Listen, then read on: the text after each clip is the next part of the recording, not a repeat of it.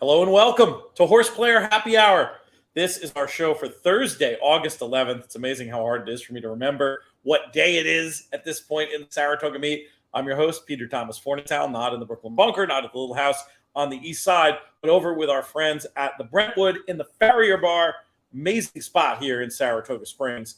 And they've got a Mai Tai I'm just dying to try. It says it's good right up on the sign, so you know it's got to be A-OK. And I'm joined this week from that is the tippy, little bit different camera angle, but we're back in the correct space. Many appreciation for last week giving me my birthday off. The family had all manner of plans for me, and you were able to get me sorted out. Much appreciated. You know him from his work in places like NBC Sports, from his own eponymous podcast. He is TV's Matt Bernier. Matt, how are things? We're good, man. Happy birthday. We got through last week's show not without some, hiccups, some curveballs. There was a weather delay. Horses are in the paddock. I'm sitting there going, what are we going to talk about now? Are they going to run the race? The run of show that AJ and I had kind of laid out totally went out the window. But that's the beauty of doing things live. I think you have to just adapt and roll with the punches. If whatever happens at the track happens at the track, you got to figure it out on the fly. And you don't have the luxury of taping things and going ahead. But it was good. We had a decent turnout. We've got another decent turnout here this afternoon. We'll talk about that in a bit. And thank you for the pre-tape with you and Haley Amos from last week. That helped out tremendously. And I know there were a little bit of a hiccup as far as the pools are concerned there. But I think they did get a decent amount of handle for that wager. I got involved. I don't know if you did, if you found anything that was appealing enough to play. But we should look. All things... to throw you another curveball, if we have the opportunity to find those prices and look back at them, I think that would be a worthy topic of conversation. There's a lot of threads to pull on from what you've said already. One of the things I want to talk about, and I love, you said there were some people in the comments last week lobbying for the multi-track format. I think we're willing to give that a whirl, but let us know if you have any, especially if you're out there listening to this and you have a strong preference for the single track. It's kind of like speak now or forever hold your peace. Because if we don't get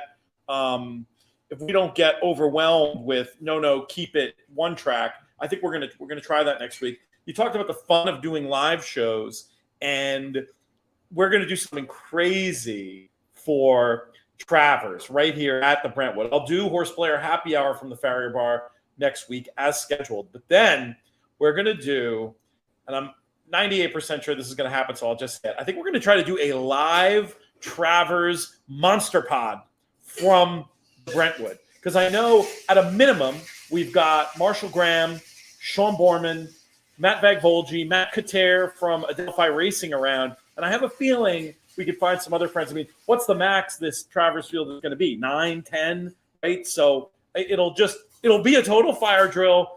That concept is crazy when you do it pre-taped. I have no idea how crazy it's going to be live, but I think it's going to be great and an opportunity to talk about that. And I think this year, in truth, more than many others, Matt, the Travers itself has a chance to be a key prep race for the Breeders' Cup Classic. What are your thoughts? Am I completely nuts, or are you now interested to watch me make a fool of myself here?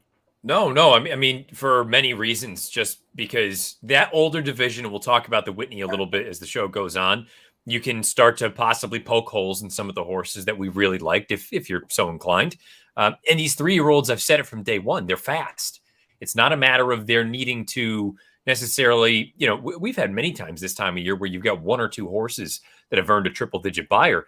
Not only do we have a handful that have done that, we've got a handful up into the mid-100s and a couple that have even gotten to the low 1-teens. So it's an important race for many, many reasons. It's also important for 3-year-old honors because that's a group right now that you really can't make heads or tails of about who actually deserves to be the favorite for that year-end award. So I think this year, more than any other year in recent memory, it holds a little bit more weight, both for Breeders' Cup purposes, for 3-year-old purposes. And look, it's the Midsummer Derby. It's the biggest race up at Saratoga for 3-year-olds especially, but you could argue for the entire meeting. So should be a really good race. I'm looking forward to it.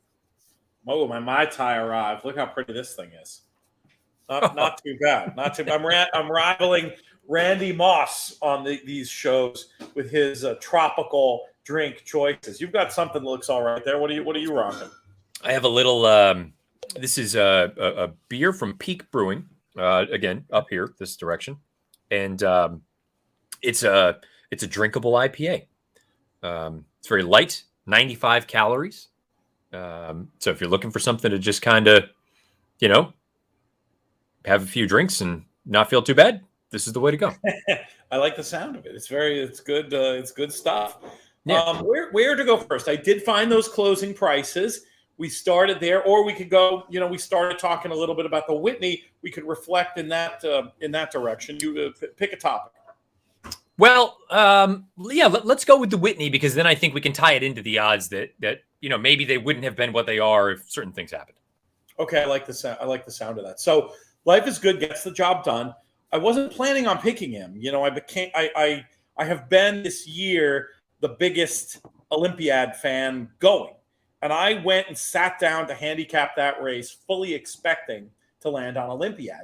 But it was just one of those things where I looked at the numbers and I looked at the pace. I was like, I'm not bucking this horse. He's too, Life is Good just looked to have too much of an advantage. And, I also think sometimes you get, my personal opinion is that while some horses do clearly have a bit of an issue getting back to form after Dubai, that it's like the most overrated, not really real thing. And I thought that maybe there was a chance there'd be a little bit of extra value with Life is Good. So I was confident in picking him. And, he goes and he wins the race. The racetrack was really, really weird, as I'm sure you were paying very close attention and noticed, because the pop-up storm caught them out. The track was open. That storm was going for 20 minutes on what was already a deep and tiring track, getting straight in there. And then they sealed, and then they harrowed. So it strikes me as a track that, and the problem is you can take my little narrative piece of information there and you can use it to argue either point of view. You can argue that's why Life is Good, despite winning, by 2, wasn't more stylish. You can also use it to just completely excuse the bizarre dud of Olympiad, who ran in spots, got himself into a good position, and just absolutely had no finish. Normally, I would take that effort of Olympiads and be like cutting the line to bet against him next time. But I think the weirdness of the track makes me not so sure. And then ultimately, the other point I want to make about the race before we bring you in to comment on this and reiterate some of the points you've made about it is I do think that Happy Saver being where he was is an indicator that this race was on the slower side of what the speed figure makers made it, not the faster side. This was a race that Timeform had a lot faster than Beyer. I even think the Beyer looks fast. Like, compared to what it looked like visually and what Happy Saver's effort suggests, even the Beyer is fast. And again, I think it's got to be one of the harder speed figure races because of how weird that was to catch that storm in the middle of it. In the end, I think this year's Whitney is a race that produced more questions than answers for me. Pick a direction and run with it, my friend. No, I mean, look, you kind of echoed many of the things I said on my pod at the beginning of the week that, Life is Good. Well, first things first, I thought it was fascinating when he opened up about 3/4 to go into the race, because I go, this can't be the plan. You're trying to break it open down the backside, not even into the far turn. And then you find out afterward, Todd Pletcher said, I was a little bit nervous. Didn't think we'd be going for home right there. But, but it goes to show his brilliance. I mean, this is a brilliant racehorse. And I know some people roll their eyes when they hear that phrase, but I think it is one that fits this horse, fits Flightline, fits Jackie's Warrior, horses that aren't just exceptionally good and talented, horses that can do things that make you go, wow. So for him to be able to do that and still be able to get the 9 furlongs, yes, he deserves credit. It does nothing to dispel my fears of 10 furlongs. And I can also say, you bring up the racetrack and how it was a little bit on the quirky side for valid reasons, but isn't that the exact same reason that we got from his sort of lack of finish in Dubai? It was a bit of a funny track. I don't know. That's 2 in a row where I don't think he was finishing all that strong in the grand scheme of things against other horses that probably want every bit of 10. So at 9 furlongs, I have no problem with him. He's the horse to beat in almost every race. At 10, it does nothing to allay my fears that he doesn't really want to go that far. And at a short price in the Breeders' Cup Classic, doesn't really interest me. Olympiad, I sat there and I watched the race. I didn't watch it live. I watched it probably 25 minutes later. I said, my goodness, he was terrible. He just laid an absolute egg. And then I went back and looked at the chart when the race was over. And I don't know, Pete. I mean, I don't know if you prescribe to this idea or not. I thought his run in the Foster was so far and away the best race of his career. I'm not one to quickly throw the phrase bounce out there, but I wonder if he just bounced. He ran such a career best. And I think maybe 4-week turnaround, maybe it took a little bit of the starch out of him. He needs to answer the bell next out for me to go back to trusting him. Now we're at the point of prove it that Foster wasn't a one-off. But you brought up the piece for me. I guess I'll quickly say with Hot Rod Charlie, I talked about it on my show. I feel bad. I'm sure it sounds like I'm the biggest Hot Rod Charlie hater that there is. But I feel like this is him. He's a good horse. He's going to cash checks. He's competitive in all these races. Unless he controls things on the front, I just don't think he is of this caliber to win a race like this. He can certainly run second, third, or fourth. Said he's probably a great underneath key for the Breeders' Cup Classic. But Happy Saver is the crux of the race. I know what Happy Saver is. And him not changing leads, being down on the inside, looking for a good minute like he was going to win the whole thing. I can't look at this race and say I was wowed by it. It made me think that, that run out in Del Mar on Labor Day weekend is going to be extremely important for obvious reasons. But that Jockey Club Gold Cup is going to be very important at Saratoga as well. And I think there's another horse in there, and we'll talk about it tying into the future pool. I've been an unabashed fan of this horse for quite some time. I feel even better about American Revolution after this race than I did beforehand. That's interesting. I'm excited to hear about that for sure. And yeah, we're going to see what happens. We played a little bit of buy, sell, hold on the show with Life is Good. I realized we could have used these closing prices. We actually used some fixed odds prices instead. And it's just a funny situation with that, the 4-1 that came up internationally for Life is Good. It all depends on what happens going forward with. There's a couple of factors. There's the idea that they could still decide to cut him back, and then there's of course what happens with Flightline, because he has the potential. He closed basically 5-2 in the future bet, with Life is Good closing much closer to 7-1, a more appealing price for sure. I think maybe the market in the future bet was more thinking what I think a lot of people are thinking after the visual effort, which is maybe they're going to just go back to the dirt mile and have a penalty kick as opposed to, taking on Flightline and or even without Flightline answering the mile and a quarter question. But I feel like based on the quotes that unless something goes awry, I do think the target is going to be the Breeders' Cup Classic for Life is Good. Where do you stand on that issue? Which race do you think he'll run in? No, as it should be. I mean, this is a horse that he should run in the Classic. We already know that he can win the biggest Breeders' Cup race that there is at 8 furlongs on dirt. I don't need to find that out again. At this point with this horse, I would imagine this is his last season racing. Yes. He deserves a shot at the Classic. And I think we would all feel a little bit, I don't know the right word for it, but we'd all be disappointed if he didn't run in the Classic. I want to find out if he can do it. I'd love to find out if I'm right or wrong about his prospects at 10. He's only done it one time. Say what you will. Maybe it was a funny track. I don't know. But the other thing that keeps running through my head, and I'm looking at the final odds too for the future pool, Flightline at 2, Life is Good at 6, Epicenter at 7, and then everybody else is 12 or better. Epicenter compared to Life is Good. Say what you will about Life is Good and his prospects at finishing 10 furlongs off.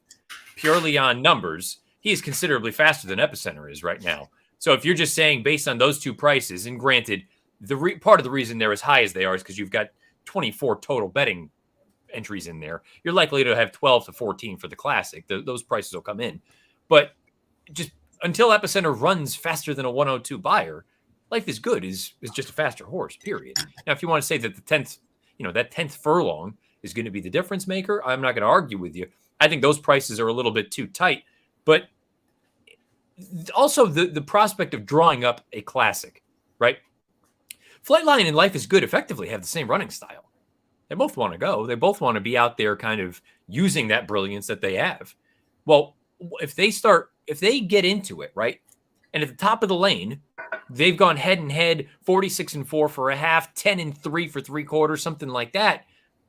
And now you've got to answer that question, that final quarter mile, the two favorites in the race, and no one is sure if either of them really want to go that far. Well, I don't know. From a betting standpoint, to me, that becomes very appealing for everyone else. Yep. If I don't know that the two big boys can get the distance and they've been going hammer and tong from jump, I don't know. Doesn't it set up for a horse that can rate and finish at 10 furlongs? It's a great point. And these could both be horses that we're looking to bet against. Of course, we will have a major data point about Flightline and his ability to get the 10F before we have a chance to take advantage of this. But what if he wins at the 10F, but like almost whatever, just on looking like he got it with a good setup, barely got it with a good setup or something?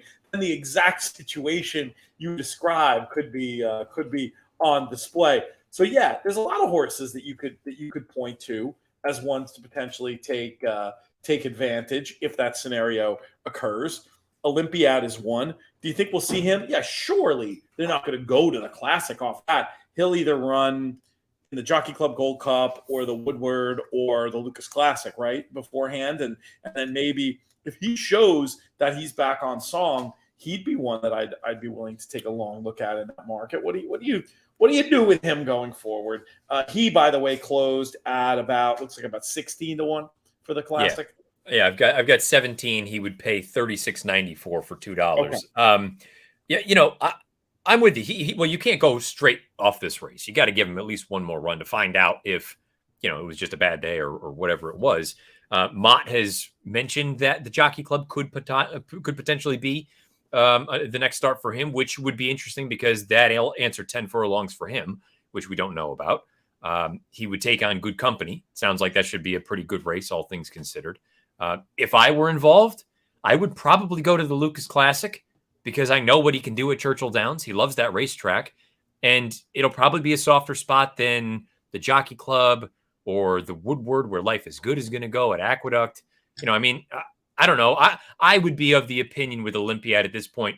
Let me get some fitness into him where, I don't want to just train him up to it from here, but B, I want to get the confidence back. I want to see a big race. And then, if we get to Keeneland in November and he doesn't pass the acid test, well, you know what? So be it. But I don't know that I need to necessarily find out and go hammer and tong again with Life is Good, a rematch of that race, 8 weeks from now at Aqueduct. I'd rather kind of take the path of least resistance and then get to the showdown. We talk about the prep season for the 3-year-olds. Use it as a prep. Don't get involved in a race that you don't have to. You already know that the horse on his best day is one of the better ones. Let's get the confidence back into him. Let's get him back on the right foot and move on from there. That would be my call on him. I'm not ready to say he can't run. I think he's definitely interesting. 17-1, it doesn't really move the needle a ton for me, but at the same time, I wouldn't talk anyone off that number, put it that way. Yeah, I think everything you said is right. And one of the most repeated axioms in the 8 actually years we've been doing these shows is talking about the angle. Bill Mott with a target. I think, he'll be building back from the Breeders' Cup Classic. And whatever you see the next time this horse runs, you'll unless it's all gone wrong, you're going to see better in the second start off whatever the next one is. So we'll see how that goes. Let's talk Turkey on American Revolution for a minute, though. What is it? Why has this? I mean, you've made the point about maybe a favorable setup, proficient at the distance, but make the case for him a little bit more. Well, so this goes back to last year. I thought his cigar mile was really, really strong in the grand scheme of things, because when I watched this horse, I mean, he was hard ridden for the final half mile of the race. Looked like he might run last, and he still won somehow, and he beat a good field. And I thought, for me, again, I sound like a broken record. When horses do things that they don't want to do necessarily, and they can still win or be successful doing so, that to me speaks volumes about what a horse's scope is. So when they got him out to 1 1/8 miles, I think that's what he wants. And frankly, I think he wants to go longer. I think he is a true 10 furlong horse. And I thought his Stephen Foster was good. And I think we're of the mindset this day and age that if you lose, all of a sudden you're no good. Yeah. And I think that's just such a short, narrow-minded way of looking at things. I thought, yes, he had the run of the race in the Foster, and he still couldn't run down Olympiad. But it was his second start of the season, his second start in 7 months. I think he's going to continue to improve.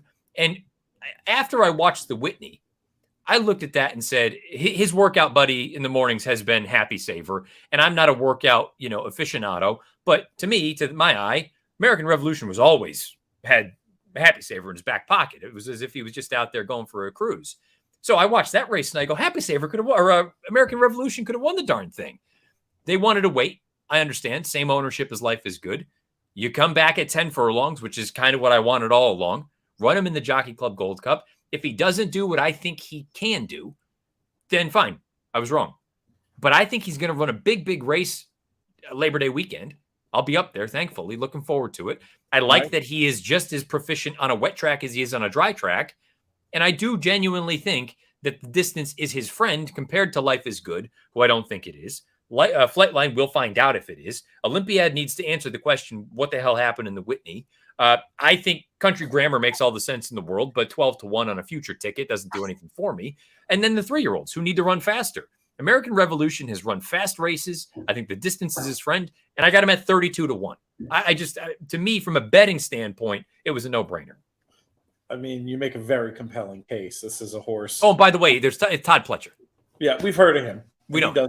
He does a nice job, and it's nice having him with, where that's the funny thing about some of these biggest name trainers. They don't, when they have another horse that everybody's falling all over themselves to bet, even they can be good value with their second or third horse in a race. So I'm liking the cases you're making on American Revolution. Any other observations, either positive or negative, with how this Breeders' Cup future wager closed? There will be another one, and we'll be promoting it here on Horseplayer Happy Hour and all across the In the Money Media Network as well. I'll take a little bit of a look and see when that is. But just to open it up to the widest possible topic of conversation, let's start here. Did you make any other bets? No, just on American Revolution. There were 2 other horses that I was interested in that I didn't pull the trigger on. One of them was Country Grammar. I'm hopeful this is, and again, you're right. We'll have a number of data points between now and the first Saturday in November to go off of before the races run. But for Country Grammar to close as the 4th choice individually, I think is a little, I don't want to say disrespectful, but I mean, this is a horse that is on his best day. I think at 10 furlongs is probably as good as anyone. I thought his San Diego was a perfect prep for the P Classic. I think Flightline's going to have to earn it. I think Country Grammar is going to run his race. I didn't go with him at 12 though. And of the 3-year-olds, the one that I'm very, very interested in, not just because he was good to me in New Jersey. I think Cyberknife's going the right way. And if he keeps putting the mental piece together, he has the running style, I think, that could be beneficial for a race like the Classic if the pace heats up. He's in good hands. Cox has won a Classic before. Flo's won big races all over the place. Of the 3-year-olds, Cyberknife is the one that right now I'm most interested in. He closed at 17, still a little light for me. But I think he's got a giant chance in the Travers if they go there. Where do you think he'll run next? Because remember, we also have the Bet-Makers Bonanza if he decides to run against his stablemate in the Travers. $1 million should a horse win the Haskell Stakes, the Travers, and the Breeders' Cup Classic. But I feel like the last time we talked, and a bunch of other people I've talked to seem to think that, Cox doesn't like to run them against each other, and they'll probably go Pennsylvania Derby. What's your thought on where he will go? What's your thought on where he should go? My initial thought was Pennsylvania Derby, but then I read a quote, I believe in the Racing Form, and Cox was quoted about a week or so ago saying that it was the Travers that he was going to run in. And to me, that is an extreme vote of confidence. If they run in the Travers at 10 furlongs, because keep in mind, again, I brought it up, and I know we've got about 3 minutes to post until our race here, part of the contest. This is still a division that's wide open as far as year-end awards are concerned. And Cyberknife has 2 grade 1s to his name. If he wins the Travers against the Derby winner, possibly against the Preakness winner, against the Jim Dandy winner and the favorite in the Derby and the Preakness, if he beats all of those horses and gets his 3rd grade 1, he is the leader in the division. So I think I would do it. I would run in the Travers, assuming the horse is going well. That's where I would go with him. A million reasons for them to do so. So we know how that goes. Few other thoughts here. I'm just trying to get that ugly looking muted thing off the screen. So you see, producer Craig has just gotten married. He's on his honeymoon. Producer AJ, he's on vacation as well. So today we're stuck with producer PTF, which is not good. You don't get the theme music. You're lucky to get any graphics at all. So I apologize in advance for any mistakes I've made. Let's talk about the Saratoga race real quick, Matt. Who did you end up picking? Obviously, a bunch of scratches here. Who do you like to win, and who would you have played in the contest, do you think? And hopefully they're the same horse. Yeah, key scratches. I love the tote board. I mean, it's wide open. All 5 horses between 5-2 and 9-2. I chose to go with the 6, Clayton the Lionheart, simply because he really feels like a Saratoga lover. I mean, in the big picture, he's a bit of a nibbler. He's 3 for 27 lifetime, 11 times second or third, but he's been 5 times in the exacta from 6 starts at Saratoga with 3 wins. So mile and an eighth isn't an issue for him. I think he can get a decent trip in here. Should be forwardly placed. 3-1's fair. I would go with the 6, Clayton the Lionheart. We're on the same horse. 3rd time off the layoff for the flying form of Phil Bauer barn. Love it when an under the radar barn gets hot. The market doesn't necessarily cotton to them in the same way. And I think should be able to get a very good trip, probably second flight, but tactical position, should be able to finish. The other one I was a little bit interested in was Truculent, on the thought that he could prove to be the main speed for Maker and Ortiz. What are these courses looking at in price? I mean, I'll tell you what. I mean, at 7-2, the both of them, this might be a fun situation to get some doubles started or something. Those both sound like okay prices to me. What did you make of the 2 that are the favorites here, the 1 and the 8?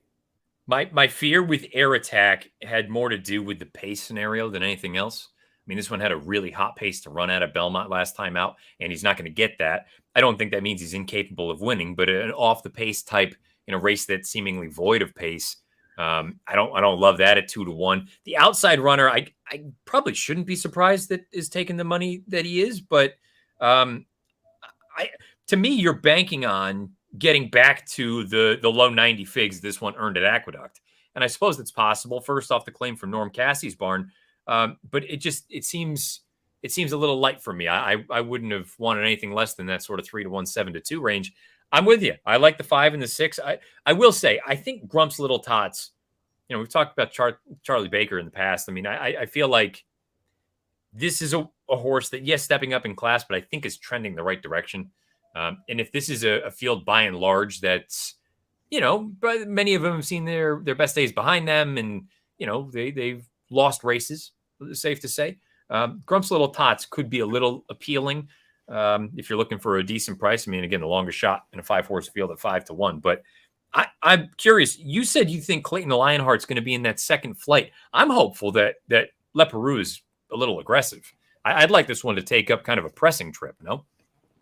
I mean, consider the words you just said about Leperoux being aggressive and tell me what you think is going to happen. I mean, it's possible, but I mean, I think, certainly a rider who'd rather grab than hold, or rather grab than send. So I don't know. I mean, under the right rider, I'd say, yeah, glue to the throat latch. And you never know. If the tactics are just to go, he could also dead send. But I don't see him in that.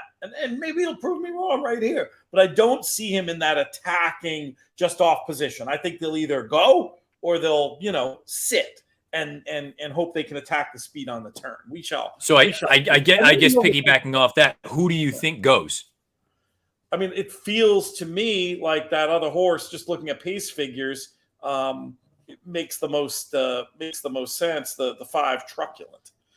Yeah, I could see that absolutely, especially off the claim for Maker. I've talked about it with many people before, but races where paces look pedestrian can all of a sudden run completely opposite, and you get 3 or 4 of them that send handicap too. You can't forget that. So I'll be curious to see. I would like to see the 6 be relatively close, but your point is valid. Certain riders are good at certain things. Yeah, it could be a commentator's curse thing where he's now just going to sit off his hip and do his thing. Quick comment that we got that I'll share about the Farrier Bar. Rob Capalbo saying he can't wait to be back there, and he had awesome drinks here a couple of weeks back. Speaking of which, I want to reload with a drink. Marcus, what should I drink? You pick. It could be a beer, it could be anything. They're off at Saratoga, and of course, we knew this was going to happen. You're getting the trip that you wanted. It looks like. Let's see though if he holds back into the turn here. No, he is truly pressing. Mr. Leparoux is aboard Clayton the Lionheart. But we'll see now. He still has an opportunity to grab here as the 5's getting a length clear. But no, he's in. These horses are in great positions. This is exactly in terms of these two being ahead of the rest of the field that I wanted to see with that double idea. I didn't end up getting time to put a double together. I just actually did a double win bet.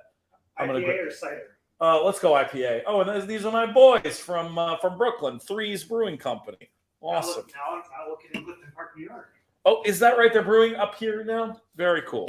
Now, just as the race is unfolding, 49-2 for the half. I like that both of the front two riders are trying to get a little separation right now. This is when I feel like races need to be broken open with speed horses or horses that have a tactical edge. Doesn't mean they're going to be able to get away from them, but that's when you're supposed to do it. With about a half mile to go, if you think it's going to turn into a stamina test, open up, make them come and run you down. Don't wait and then try to sprint home, because guess what? More often than not, it doesn't work. Yeah, that's the old inviting the closers into the race. The problem is, doesn't look like either one of them is going to be good enough, but I do think they both rode it. They probably both rode it correctly. I think they were trying to back it down and turn it into a match race. And Air Attack had other ideas, though. I mean, the 6 isn't out yet. With a second run, yeah. It's these mile and an eighth. You got to. I sometimes forget these mile and an eighth dirt races. Again, you get the opportunity to see some real stamina. That was super interesting on the 6. I mean, that horse ran absolutely huge in this spot, and major props to Leparoux. I want to watch that again. Around the turn, I thought he was in a lot of trouble, but just found an impressive amount and had no time for the idea that Air Attack was going to put that race to bed with that move around the turn. Once they straightened out in the lane, it was a one-horse race, and hey, we got ourselves a winner. That's a good thing. So now, this is just my view of it, is Air Attack made that wicked move up the inside, but to me, it was a bit of a burst where, okay, that's when you went. You pushed the button, what you had, you emptied the tank. Yep. The problem is you still had 3/8 of a mile to run, all right, we're inside the quarter pole. You get my point. Just outside the 8th pole, 3/16. The idea of you still had to continue on. And while the 6 may not have looked the flashiest out there, the distance was never going to be a problem. So horse coming out of 1.25 mile races, multiple 1.25 mile races. I know the last run at Churchill wasn't, but this one has, the bottom was never going to be the issue. So when Air Attack flattened out, I mean, he was never going to get the job done. And he flattened out outside the 16th pole. Yeah, that really did look. Now, I'm trying to remember, and I'm going to have too many windows open to check. In Air Attack's form, what were his prospects of getting 9? Has he run well at 9 furlongs before? I mean, so he's won at it, but he's not. I don't look at him and think, slam dunk at 9. He did really well last time out. That was a 1-turn mile and a 16th at Belmont. That's apples to oranges compared to 9 going 2 at Saratoga. He did run, in the stud muffin, 1 3/8 2 starts back, but he was a well-beaten second in there, non-threatening, and he didn't earn a particularly fast fig.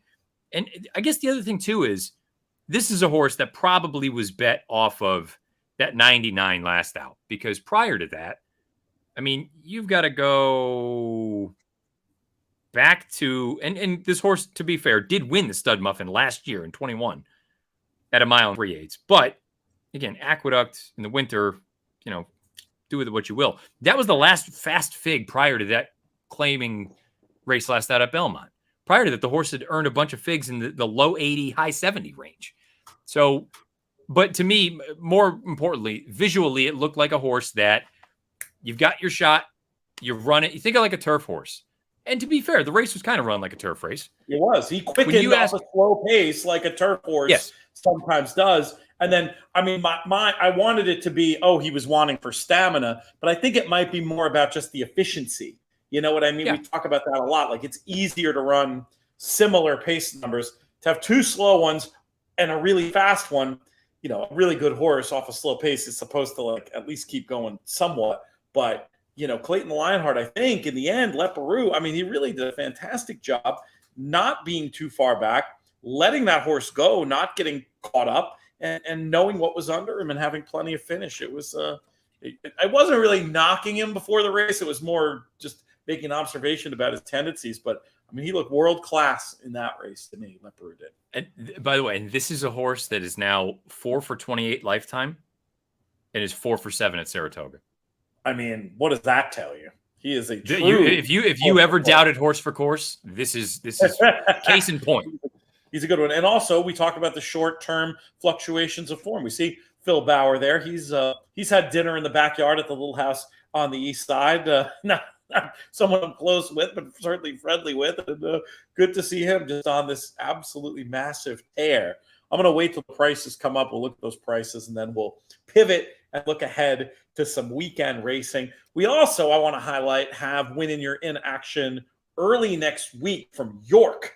We've got, I think, 3 Win in Your In races from York. We're going to do a pod on the whole festival, and we've got a great lineup. I'm going to record it on Sunday, maybe drop it Sunday night. We've got our man who's been on these airwaves a bunch, Callum Hellawell. He's going to be in there with us. And then we've got, Matt gives the thumbs up, and we've got Michael Adolphson, who's done such a great job on these airwaves too, and done things, done a lot of work for the Breeders' Cup Notes team and on TV in Dubai. Clayton the Lionheart gets the job done, 860, 380, 250. Air Attack does hang on for second, 380 and 240 under jockey Manny Franco. And third place was number 8, Winter Pool, returning 260. And that will conclude coverage, the live coverage of Saratoga stuff. As we continue. By the way, Pete, I know it didn't work out for him, but a slick ride from Franco. Yeah, to be able to shoot up the wood. He did the best he could, you know. Yeah. I've been paying that much attention today. Is the inside okay? Like I haven't. I'm right there with you. I had a phone call with the powers that be at NBC earlier, so I was not privy to watching the spa this afternoon. I'm sure they were just praising you for all your fine work. We were game planning. Good. What will your next, speaking of that, I assume your next coverage with them will probably be for Breeders' Cup Win in Your In action, so it ties in nicely to the show. What's next on the agenda for you? So my next NBC show will be Labor Day weekend up at Saratoga for the Jockey Club. But before that, and I guess it's officially. I'm going to Woodbine. Anybody what Matt's about to say, because he might be speaking out of turn. But just don't tweet it. We'll be fine. I'm going to Woodbine next weekend to work the Queen's Plate. Oh, fabulous! I love the Queen's Plate. I'm really looking forward to it. I think it's going to be fantastic. I can't wait to get up there, and I think it should be a good time. Really looking forward to. That's one race that I've yet to take in person, and it sounds like it should be a great field this year.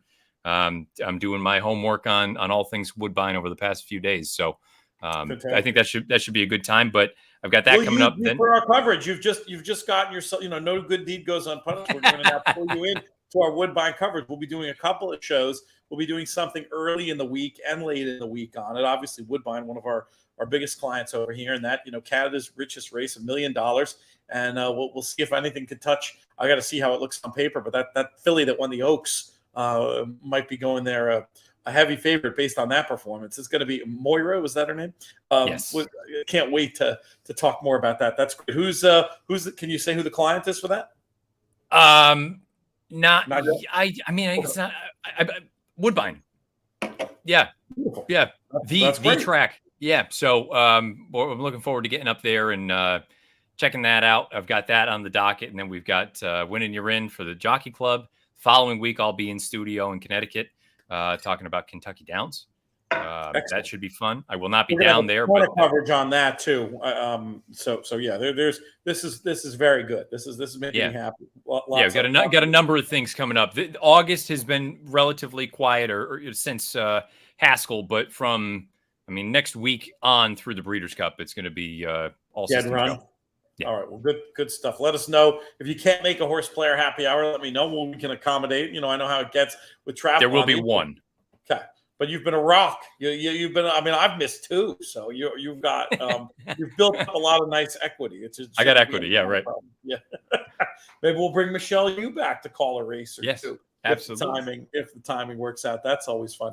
I think we should look ahead to the races, the win and you're in races this weekend. Do you want to start at Churchill Downs or do you want to start at Saratoga? No, let's start at down beneath the Twin Spires because I'm very curious on your take about this race. Yeah, well, it's so different than it's been in other years. Of course, it's the Arlington Million, and we're not at Arlington, and obviously there's a lot of questions about the turf course. I think probably that's a big part of the reason why we haven't seen the European participation that has marked this race in the past. Though we do have one runner in the form of Lily Pond, who's made the journey over. Aidan O'Brien and the Coolmore team. Just there's such great supporters of all this kind of cross pollination that we have. We'll have a nice little write up on the blog with our man Stephen Bonnick and of course Rob Dove, one of the top 10 pro punters. Oh my God, I blew the line. Top 10 pro punters in the UK today, who's been doing these amazing figure equivalencies that have been working out so well. But yeah, it's certainly an interesting looking race. I was curious to see what Princess Grace is interesting to me from a pace point of view, potentially looking at pace figures. You can make a case that Dalika is supposed to be out in front of her, but I'm not quite sure what to make of her recent form, and stopping to a walk in the Diana makes me think maybe they'd use more hold-up type tactics. Do you think there's a chance Princess Grace could get loose in here? Well, I mean, first thing, just for the record, the Beverly D is the win in your in. That's the race we're talking about here, not the Arlington Million. Yeah, I'm sorry. I should have said that. No, just purely for clerical pieces. But no, so the pace is the most interesting factor of this race, in my opinion, because I think you can poke holes in almost all of them to a degree. But really the question is who's going to go. If Princess Grace can get out there on a softer lead, then she's certainly dangerous. I don't know that I've seen a forward move as a 5-year-old from her form last year, which I thought was really rock solid. Family Way, I like the tactical ability, but I don't know that I look at her and think superstar. That field in New York hasn't come back spectacular. It's been fine, but not great. You look down on the inside, Dalika, I'm with you. I feel like she's supposed to go. Now, I don't know if they're going to send her, but I'd be very interested to see what kind of role she plays in the pace. To me, it boils down to the outside too. It's either Rougier or it's Lily Pond. Rougier, more and more, I'm just questioning if she wants firm turf. I just don't think that's actually her bread and butter. You take a look at her form overseas, and you take a look at her form. Granted, she's had firm turf in all 4 of her starts here. I still maintain the Beaugay was visually spectacular. I don't know what's going on with her with the other 3. I know Chad was quoted saying, I wonder if certain turf was too firm. I think she still has a chance in a race like the Filly and Mare turf at Keeneland in the fall, where you're going to get some softer turf, even if the weather's relatively dry. It's just that time of year. It's going to be a little bit softer there than what we've got rock hard turf in New York in the summer. But having said that, Lily Pond, I think, both from a running style standpoint and just overall the impression I got from this one, she's a 3-year-old. O'Brien's done this in the past. I'm not saying she's Santa Barbara-esque like what we saw last year, who was so fantastic. But I thought her run in the Killboy was really strong. She took pressure. She put that other horse away. Let me rephrase that. She sat just off of her stablemate, took over from her, took some heat, and then still kicked away at the end. And with the murkiness of this pace scenario, I think she's going to be prominent. And I don't know. I mean, if it purely turns into a stamina test, I have more faith in her than I do many of these girls. So it's going to be Lily Pond in here for me, but acknowledging that I still believe in Rougier. I think there's still a possibility that with a little bit of give in the ground, she could be a player in November. What is the weather looking like in Kentucky for the next few days? Because the point that I think backs up this idea, and it's very unusual for one of these horses that gets purchased from overseas for them to miss in terms of picking one that isn't suited to USA conditions. We've seen so many of them come over, and they typically are they typically all run well, right? So it would be a weird miss. But when you look at just one little data point from the Bogey, it is interesting. Timeform US does the designations in a more detailed way. It's firm 6 as opposed to firm 8 in the Belmont race, firm 9 in the Diana, suggesting that was significantly softer. So what are we going to be looking at in terms of condition? I just visually haven't been impressed with Rougier at all, and I'm kind of ready to make a play against in this spot. Lily Pond makes all the sense in the world for all the reasons that you said, and she probably will not be too far back. But I don't know. I'm wondering if Princess Grace doesn't have a chance to just get the jump. I mean, Dalika, when you look at the when she's shown the proper early speed she'd need to get the lead in here, she stopped. And I wonder if they don't notice that and decide to be a little bit conservative with her in terms of the pace. And if Giroux and Princess Grace can't just get the run of things. Lily Pond won't be beating me, but I'm a little bit interested in Princess Grace from here.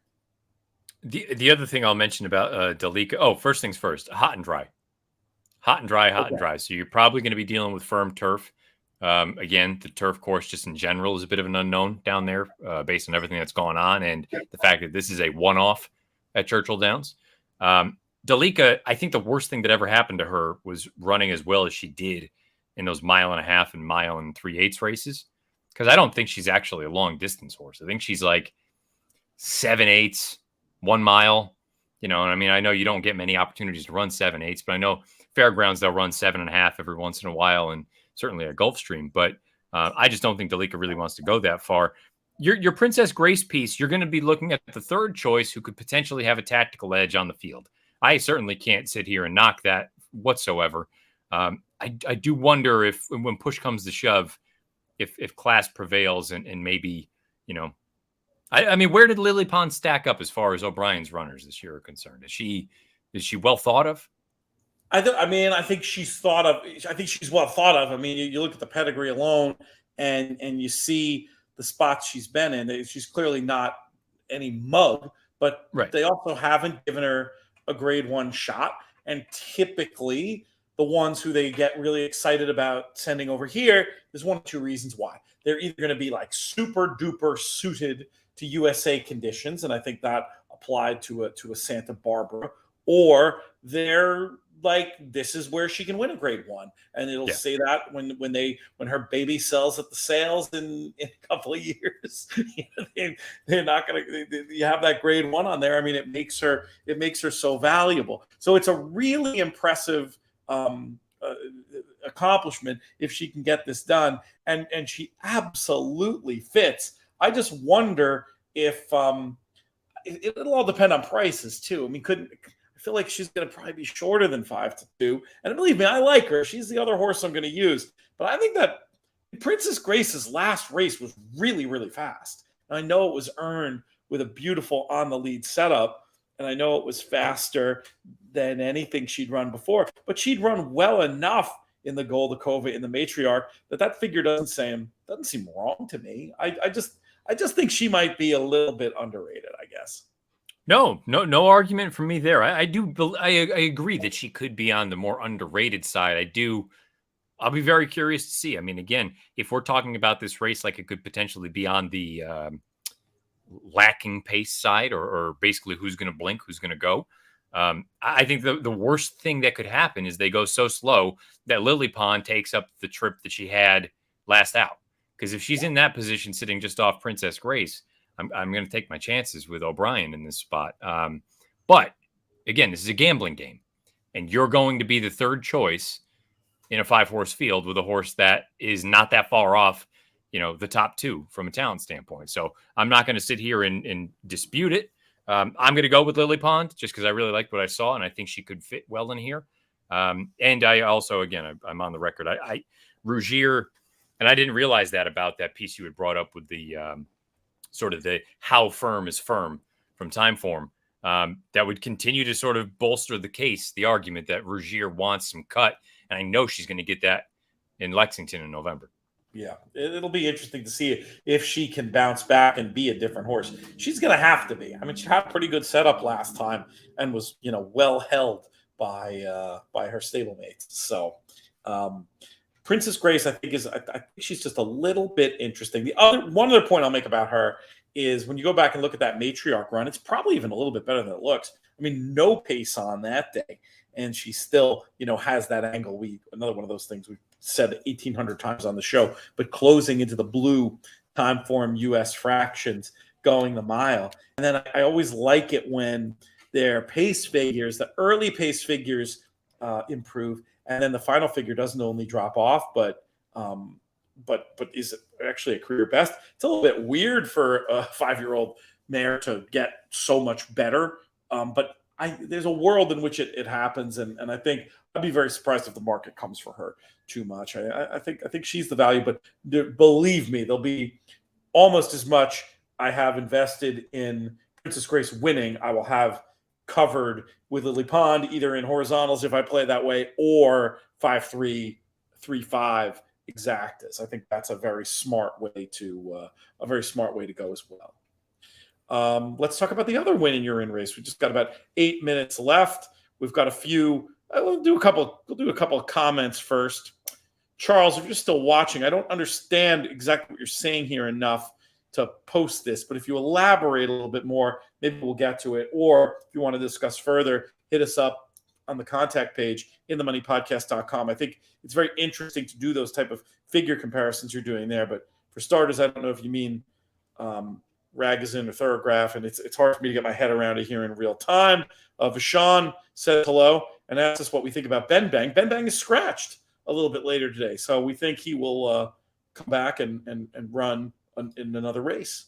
I have no further thoughts about Ben Bang than that. Rob giving us props on the winner. John, follow us in as well. We appreciate that very much. We got a few people saying hi, including Rick. We'll say hi back.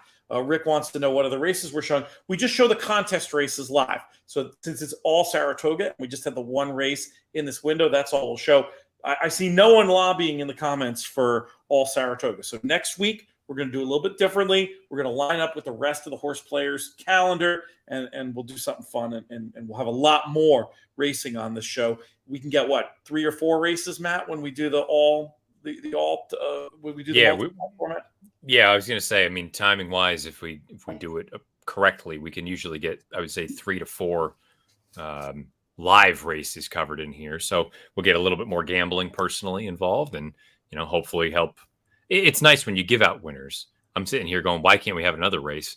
But then there were the weeks where we don't give out anything. We only need one. We don't need. We're undefeated today, and we agreed, which isn't an always thing. So we'll take it. But yeah, if you want more information, just in general, though, I'll point you to the Matt Bernier Show, In the Money Players Podcast, and all the stuff we've got cooking on the In the Money Media Network. We were talking a little bit before about foreign racing, talking more specifically about Ireland, but and the big racing festival at York coming up next week. Really a fun show to check out from this week on the network. From the owner's box, Billy Koch and Michelle Yu talking to my friend Minty Farquhar about GBRI, Great British Racing International, and the opportunities they have for USA owners to go over there and buy horses, or even campaign horses over there and get some of those great experiences. GBRI put out a lot of good stuff, and it's a good way for people looking to get involved. And these big racing festivals that we're covering more and more on the In the Money Media Network, and more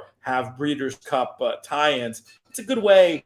I think it's nice to not be operating from too far behind the curve when it comes to evaluating these European shippers. It's kind of nice to be able to form some opinions throughout the year by watching the tape and reading the news. I mean, it's the more you can sort of follow it. It's not that many meetings you have to be across, as they would say. We would say be on top of, I suppose, to really get an edge when it comes to evaluating these foreign shippers who are going to be turning up on our shores at Keeneland in just a couple months' time. Would you agree with that, Matt? Yeah, I mean, usually the big horses point to a few handful races and meets, and you accordingly devote your time to those, and the rest of it, you focus on the stuff happening here stateside. But yeah, you have those handful of meets that the big ones or the potential runners in the Breeders' Cup run in. Pay attention to those, and then if some kind of curveball comes your way, the week or two leading into the Breeders' Cup, then you've at least got time where you're not scrambling to go through all the European form. Yeah, you'll always be surprised by something that turns up, especially 2-year-old races are a little trickier. But, even those, there's trends year in, year out that have been established and you can follow along with.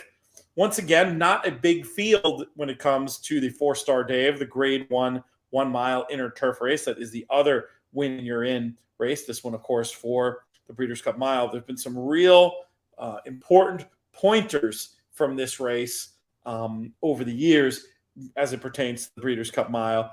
And I mean, I'll start with the obvious. It's a little bit surprising here that we didn't see more participation. Is it? It's not like there's one horse in here that's scaring everybody away either. Well, debatable. You think they're that scared of Regal Glory or Mason or whom? Yeah, I look. I haven't given her the credit she deserves. If you go through and really pick that form apart, I mean, Regal Glory is a monster right now, and I just don't. I mean, I have no interest in trying to beat her in this race. You brought up with Princess Grace the possibility of a 5-year-old running at the peak of her career. It's usually kind of an unlikely scenario. I can say that about this mare at 6. I mean, she's never been better, and again, I'm guilty of never giving her probably the full marks that she deserves. This form lately, I have no interest in trying to beat her, even with Mason. I mean, he looks like a decent horse, but I think she would need to regress and somebody else would need to jump up to beat her this weekend. Yeah. I mean, it's not a crazy way to look at it. Let's go through them actually. I mean, it's a short enough field. Let's just, we got to turn and burn then. We got 2 minutes.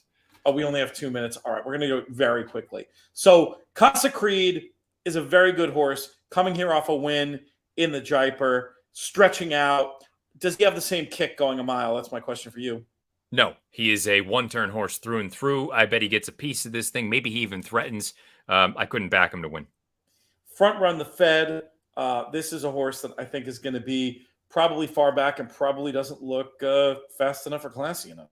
I can say the same thing about Front Run the Fed is Casa Creed light, where shorter is better. Mile, just I don't think is competitive at this point. Regal Glory has been absolutely superb. How much of a challenge is it to not just be facing her own sex, though? That's a little bit of my question for her. And then the other question is, she's won with a variety of pace setups, which obviously is super duper impressive. But I don't know. I worry that she could get just like a weird trip in a false short field, weird paced race. I'm scared she's going to be odds on, and I'm not sure if I need that. I mean, you've already sort of thrown your hat in the ring for her, but do my concerns bother you at all? Well, I mean, let me clarify it. From a gambling standpoint, I'm not touching her. I think she's going to be overbet. But I don't need to bet a 4 to 5 shot, in a 5-horse field. It doesn't really do anything for me. But I'm looking at her now where I just have no interest in trying to beat her. I like her versatility. If the pace is moderate, she goes. If it's hot, she rallies from off of it. I'm not someone who's ever bothered by the girls taking on the boys. Really doesn't mean much to me. Is she fast or not? She is. Weight-wise, if you're a weight fan, she's in at 119. Mason's in at 23. Get Smoking's in at 20. I don't know. Casa Creed's in at 22. I mean, she gets weight from some of these horses. Again, I'm not the biggest weight guy, but there's nothing here for me to look at her and be like, oh, well, now what? I think she's raging form right now, and I wouldn't be surprised at all if she's a major player at Keeneland in November. Mason's gotten some short, some very easy trips. Going to probably also be pretty short. Could also get a great trip in here. I'd probably need more than 2 to 1 to pick, honestly. But, seems like the public is going to make this one the main danger. Yeah, he would be sort of the opinion for me to fade. He could certainly be as good, if not better, than Regal Glory. Just prove it to me, and at a short price, I don't need to find out. I'll probably bet Get Smokin'. I mean, this is a horse who has plenty of finish for a speed horse. Did not get it done against considerably weaker the last day, but did attack a pace that looked to be coming apart a little bit at the end. I mean, if the 8-1 morning line guess is right, I feel like this is the value. I don't know that we're going to see that kind of number on him, though, because I do think he's the clear speed. But this would be my pick if you made me make one. Cold Punch, 3-5 exacta. Get Smokin' goes. Regal Glory runs him down late. You know what? We can even... Am I bold enough to say throw out Mason and go Cold Punch try of Regal Glory, Get Smokin', Casa Creed? I like it. That's my lean. That would be my lean anyway. If I was so scratchy and itchy that I needed to make a bet, that's what it would be. It'd probably be like a $20 cold try of Regal Glory, Get Smokin', Casa Creed. Great stuff, Matt. Always a pleasure spending these Horseplayer happy hours with you. We'll thank our friends at the Breeders' Cup, Haley Amos, Justin McDonald. Hey, how about Haley's dad yesterday getting a big 4,000? Great to see her on hand, being a big part of celebrating that, sending out some great stuff on social about that as well. Horseplayers.com. That's where we play these games. We didn't even really talk about the concept this week. We've done that a lot this year, though. But, it's for a great cause. We're benefiting Thoroughbred Aftercare. $20,000 added to the pot. And we appreciate the players for supporting us. We're going to keep this rock and rolling. Appreciate all the comments. Sorry we didn't get to all of them. We'll get to do more of that next week. It's easier when we have a producer who isn't me. We will not have me producing again this season, I don't think. Hopefully, for your viewers' sake, we won't anyway. But yeah, that's it. Any closing thought before I send this thing home, Matt? No, looking forward to this weekend. Hopefully we get some big performances in those two races. And again, we inch closer and closer to the Travers and the Pacific Classic and the Jockey Club. This is the time. Start to formulate. I know it sounds crazy. It's middle of August. Start handicapping for the Breeders' Cup. Start thinking down the road, like we talked about with that classic pool. Start drawing up scenarios and how the race shape could look, who could go where, those sort of things. It's going to make your life, Breeders' Cup week, the week leading in, a heck of a lot easier.